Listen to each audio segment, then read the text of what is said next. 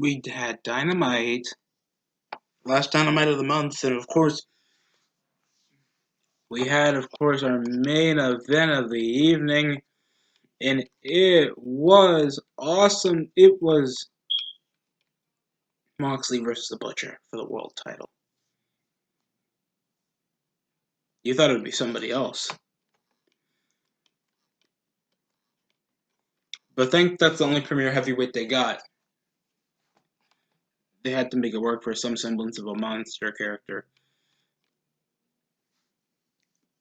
So, the only selling point was Ricky Starks against Darby Allin, Isaiah Cassidy versus Chris Jericho, SCU against FTR, and their brush of greatness. It's a 20-minute limit match.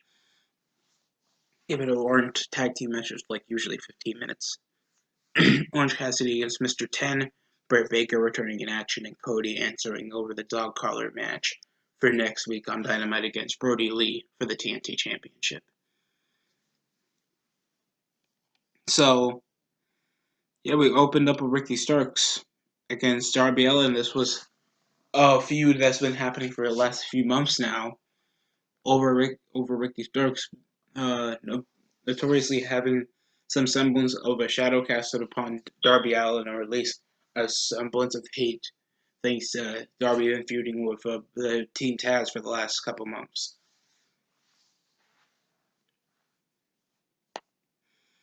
And it went into some slams around the ring with some dives over from Darby Allin. I think it ended off the coffin drop or something. Allin defeats Ricky Starks. Seemed to be a good match, but I didn't get to watch it.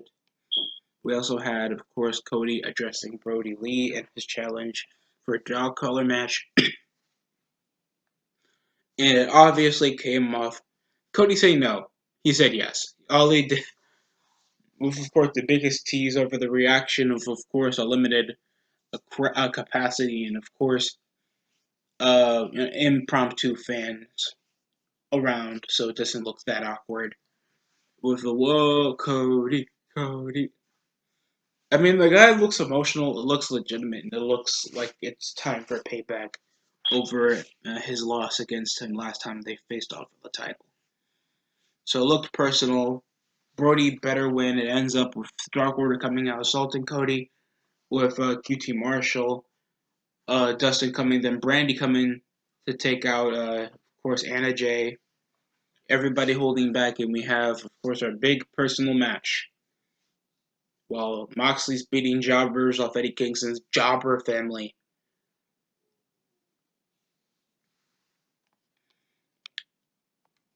It was a decent promo. We had a good opener.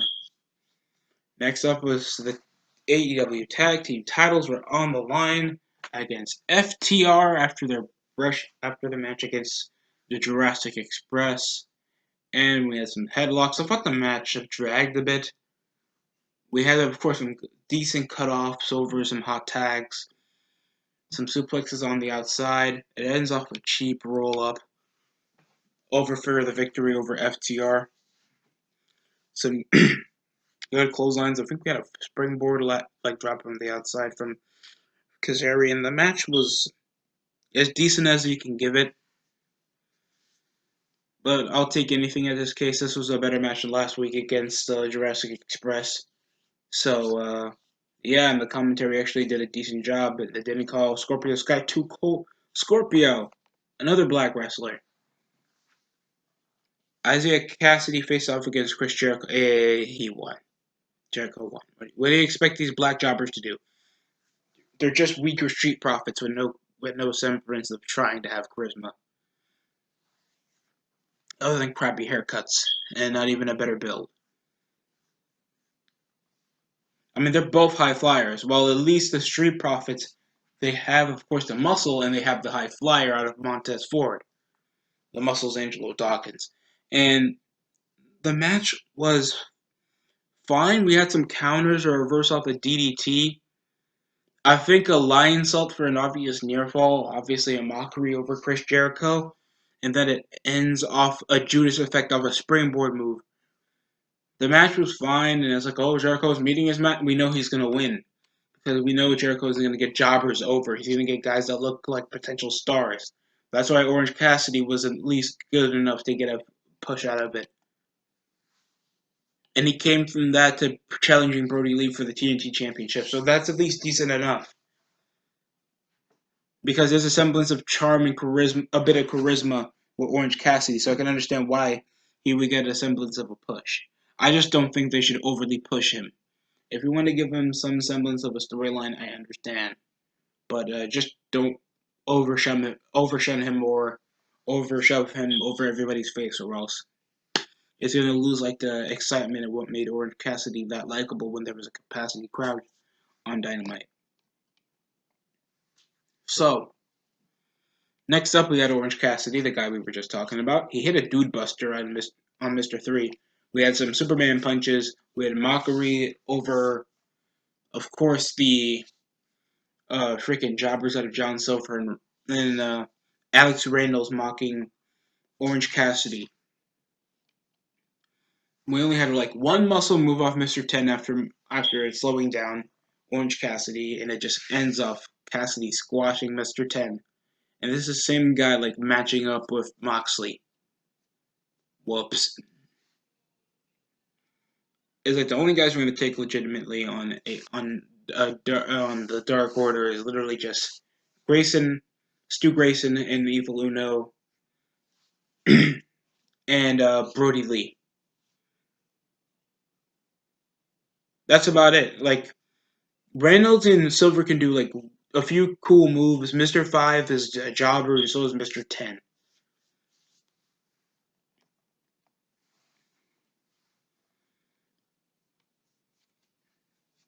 Next up was Britt Baker against Red Velvet. It was a squash match. Decent entrance. It's great to see Britt Baker back in an in-ring match other than her crappy match she had against Big Swole at All Out. Because she has an attitude. She's probably taller than Adam Cole. I'm sorry. And she actually has a semblance of good mic work. I'm not saying Cole doesn't have any good mic work. He's a decent promo, but she's more believable, and she has more of a snarkiness to her. That's why I like Britt Baker. So she comes around off some face locks, a drop kick, shutting down Red Velvet whenever she seems to get any momentum. Oh, I think it was a crazy clothesline off the ropes. Britt Baker wins off a submission hold, and then does the glove thing with the submission face lock thing. I mean, at least it brings back her doctor gimmick. I don't think she took a tooth this time after what she did to Sakurai, because I think she keeps losing to Japanese women. Other than that, decent match for her to come back. I didn't see any botch. Good to see her back after literally she was off, like not doing any in-ring matches for like 6 months or 7. We had MJF making nice with, of course, the Inner Circle. This was after his match he had with Isaiah Cassidy, getting Inner Circle merch that looked like it was straight out the website. Except Sammy Guevara,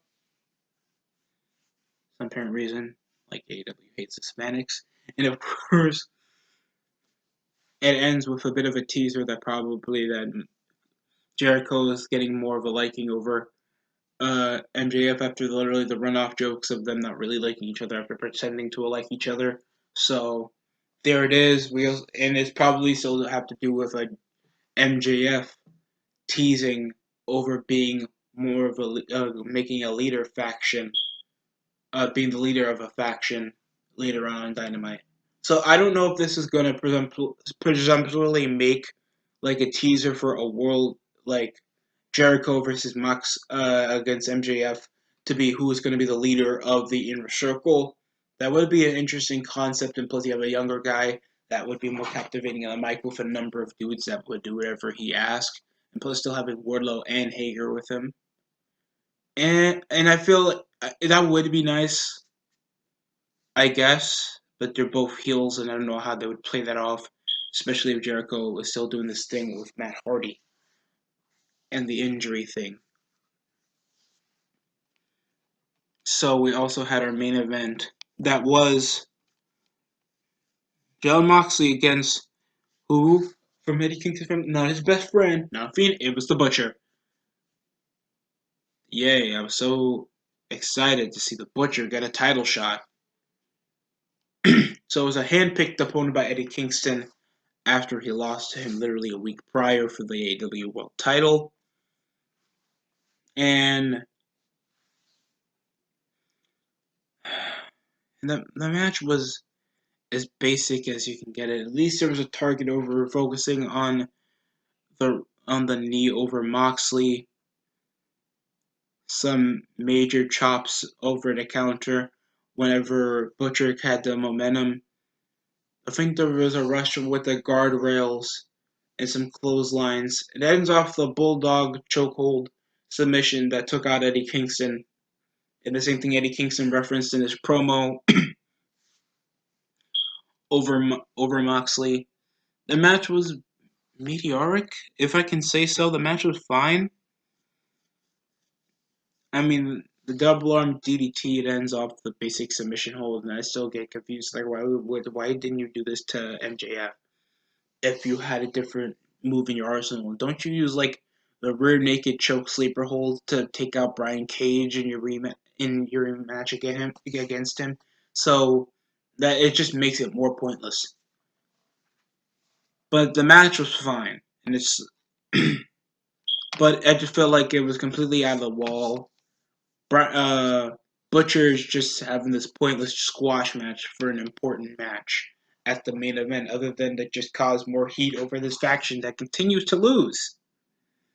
They lose tag matches, they lose multi-man tag matches, they lose one-on-one matches, and they get crushed up to the main event. They completely plummet their profit if they're continuously losing. And they're not even making a major factor like critically injuring Moxley before his match against Lance Archer in a few weeks. That's my opinion on the matter. It was nice to see Britt Baker again. The foil with MJF with Jericho seems to be intriguing. The promo of Cody accepting Brody Lee's challenge for the world title was pretty impressive. As a major reaction, we had a decent scuffle. The FTR and SEU match was pretty decent, and I'm pretty enticed over like the 30 years of Chris Jericho because that's the major selling point. In over a year of AEW, nearly over a year of AEW, I gotta say, I think it's October 7th is the year anniversary of AEW. But other than that, not a.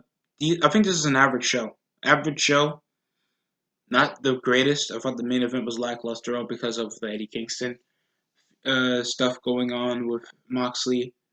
The Darby Allin and Ricky Starks match should have been the semi-main event. But I know that AEW is like, we'll start hot and we're gonna slow it down, but then later on we're gonna have a major main event like Butcher and Moxley for the world title is not enticing. It's not even like a match. It's not even like a second last match in the show. But that's what we got. The show seems to be pretty alright. I'm willing to at least rewatch the Darby Allin and Ricky Starks match because I like Darby Allin every match I've watched especially against him and Cody and Lance Archer and his matches with Moxley. I was remotely entertained because I feel like Darby Allin is a prolific seller. He has oh my god moments written all over his face, and he's just the man's psychotic, and I love his matches and I love his character. So hopefully we get to see more programs being super violent because of course he had that crap with Sammy Guevara. I just wish he faced off against different guys his different size because it's more entertaining. But the show was all right. I'll give it that. If you need if you thought Dynamite was good or bad, please comment down in the comment section below this DST show, and that's it coming from me.